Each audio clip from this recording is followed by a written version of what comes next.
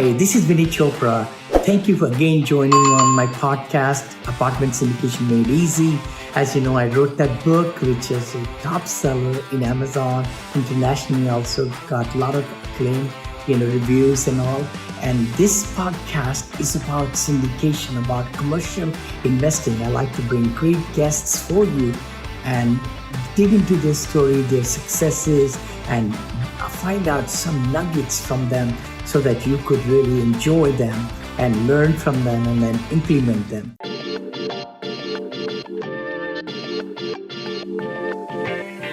Hi there, guys. This is Vinney Chopra back again with Apartment Syndication Made Easy and Motivational Speaking, the series that we bring on to you every week. I hope you're liking all the content in Facebook, in YouTube, in Instagram, TikTok now, and Twitter, everything.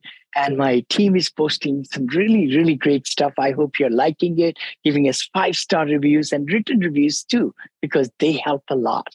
Today, I've got a great friend. Gary Chupik is here. I got a chance to meet him in an NFT conference, actually, in Las Vegas last month. And it's been so exciting to really get to know him and find out, his total profession. And he's a mindset coach, actually. Let me introduce Gary. Gary, welcome. How are you? I'm doing fantastic, Vinney, and thank you for having me. It's such a pleasure and an honor to be here. Oh, my pleasure. Love to mention that Gary is a world-class mental performance coach who works with professional athletes and high achievers in business. Gary has worked with clients from Microsoft, from Amazon, and Thrivent Financial, the Houston Texans, and the Seattle Mariners, and much more. A lot of great groups. And Gary has solved the code on how to unlock people. I love that. I feel like I'm going to learn a lot today also. I'm so excited about it. How to unlock our mindset and our potential and what we can achieve in this life. So unlock people, but he doesn't stop there. Next, he unleashes them to pursue their dreams. Oh, that's exciting. Welcome, Gary. Nice to have you on my show. And please tell us more about you, like how you got started, where did you grow up, and all the good stuff. Yeah, well, thank you, Vinney. I'm actually a dual citizen. I'm originally from Canada. And I moved here. Love brought me to America, I tell people. And so my wife lived in the Seattle area. She lived in the Seattle area. And so it was like, do we live in the middle of nowhere, Canada, or Seattle? Middle of nowhere, Canada, or Seattle? And so Seattle is a beautiful city. And so we moved back here to her home. And so we've been here for 31 years, been married for 31 years, have 3 kids, and have loved investing my life in the lives of my children, all the way from peewee sports up until adulthood. And so I'm still learning how to be a father, at different stages of my kids' lives. And so we're always learning. So true. Me too. I mean, I totally can relate to you. Our kids are also grown up, Neil and Monica now, and they live nearby right here. We're empty nesters. You told me just before the interview, you're also empty nesters. More love life, right? I enjoy the privacy for sure. Yeah, for sure. So let me kind of get you in, what's mindset in your thinking, and just to the audience, right?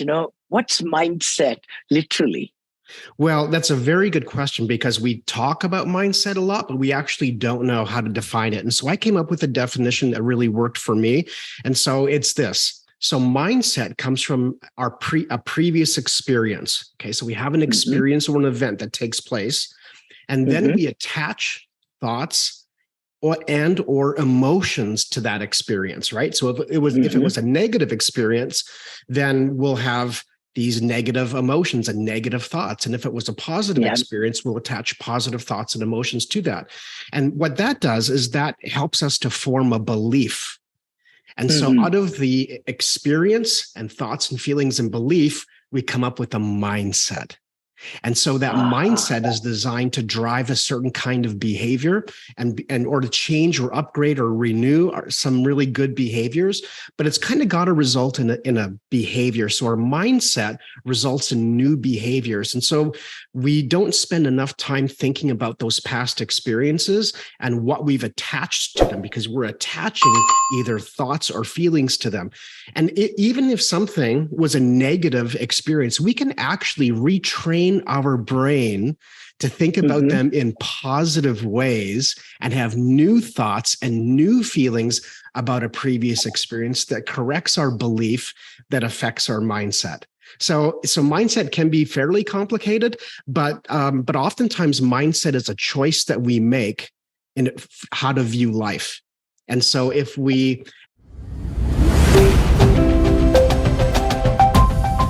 Hi, you are listening to Syndication Made Easy podcast. We will be right back after this short break. Hi, thank you so much. This is Vinney Chopra, and thank you for subscribing to my podcast and YouTube channel and Facebook pages and all the great things, and LinkedIn. Connect with me. I come live to you every Friday at 9:30 Pacific with Vinney and Bo show. Please also look at that. And also the podcast, which is my Apartment Syndication Made Easy. The book I wrote a couple of years back became international top seller on Amazon International now. And then we like to bring great guests for you every week or twice a week sometime to give you a lot of great knowledge. So please subscribe. You give us 5-star reviews on the iTunes. The better the guests we can bring, and our ranking will go higher also. Thanks again for following us and really getting the most out of it. Please comment, like, share, because we would love to bring better and better material for you. And so if we have a mindset that is hopeful and optimistic and positive, it changes everything, right? It changes our behaviors. And so that's what we want mindset to do ultimately, is to change our behaviors. I love that. What you just mentioned, like, even though the bad things happened in the past and it has given us a negative mindset about it, maybe going back to that same event and then try to unravel, maybe we could just now leave the dirt behind, I guess, or the negative feelings, but look at what positive came out of that and maybe change the mind. Is that what you meant? Yeah. Yes. Think of a picture. A picture is something that you focus on, but around that picture is a frame. Yeah. And so we can frame what we focus on. And so we can frame it in a positive way or a negative way. Just like a picture has two sides, a piece of bread has two sides, a coin has two sides. Almost everything has two sides. A window, a door, just about everything has two sides. And so we have a choice how we want to frame what we focus on. And so we can focus on the positive. We can look back even on a negative event, like you said, kind of go back there and frame it differently. I love it. Love it. Love it. No, this is very exciting, very important. So let's just maybe ask, I'll ask you another question. How are the sports and the business similar? And what can business owners learn from the mindset of professional athletes? Oh, such a good question, Vinney. Well, so athletes are put in a lot of high pressure environments where they have to make very quick decisions, and they have to have a very positive mindset. And so in business, when you think about it, in business, oftentimes we have to make very quick decisions that are high pressure environments and high pressure choices and decisions that we need to make. And we need to be in the right frame of mind to be able to make healthy and positive decisions on those things. So sports and businesses, they're very similar. In fact, I would say in some circumstances that mindset in business is even more difficult, because in sports, you might perform once or twice a week. And so you have this rest in between. But for corporate athletes and for business owners, you don't really get days off from that. No, you don't. Right? It starts at 6 or 7 or 8 a.m. and can go all the way till 9 or 10 at night sometimes. And so we don't have the same replenishment People in business have more perpetual stress. In sports, you might have moments of high degree of stress, but in business, it's can always be stressful, and there's always pressure there. And so, learning how to replenish ourselves as business people is really important, because what we do away from the playing surface, like an athlete, how they rest, how they eat, how they support their own rest and replenishment, really matters how they perform on game day.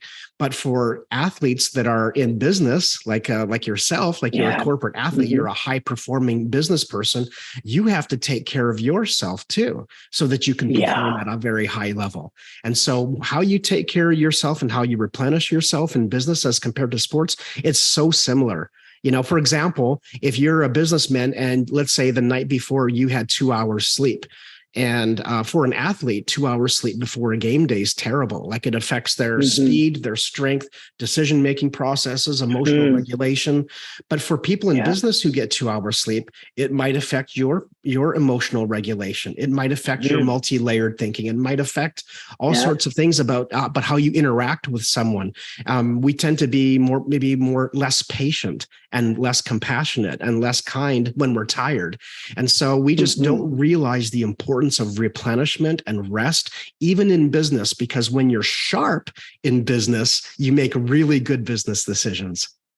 So true, so true. And everybody's relying on our decisions. I mean, all the people, the families, our vendors, our investors, all those things. You're so right. I know I had read a book, it's Game of Work. I think it was Game of Work. 20, 30 years back, I remember my company gave, and it was like we should be looking at our business as a game. Yes. And not as work. Not as work, because if we are always thinking it's work, then it just doesn't let us perform at the peak, I thought, if I remember correctly. But if we are just making a game out of it and dividing into quarters and things, then you are able to accomplish a lot more and get much better decisions. Yes, very much so. Fun is a huge part of performance. It's very underrated. If you're not having fun, you're probably not performing very well. But if you're having fun and you're joyful and you're excited, you will perform better. It's really important to understand that fun is an important component of whatever it is that we're doing. It actually we have a hormonal response. So for example, if you tell yourself that you're really nervous about an upcoming meeting, let's say in business, and you're nervous about it, or you're anxious about it. But if you keep telling yourself that you're excited instead of nervous, your body releases different hormones when it's excited versus when it's nervous. So when you're excited, you will release adrenaline, which is a really great hormone, right? And dopamine, which is a really anticipatory hormone. You're very excited about that.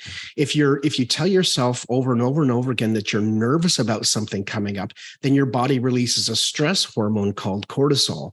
And so, and what cortisol is it's a neural inhibitor. And in other words, it only gives you 2 or 3 choices: fight, flight, or stay where you are.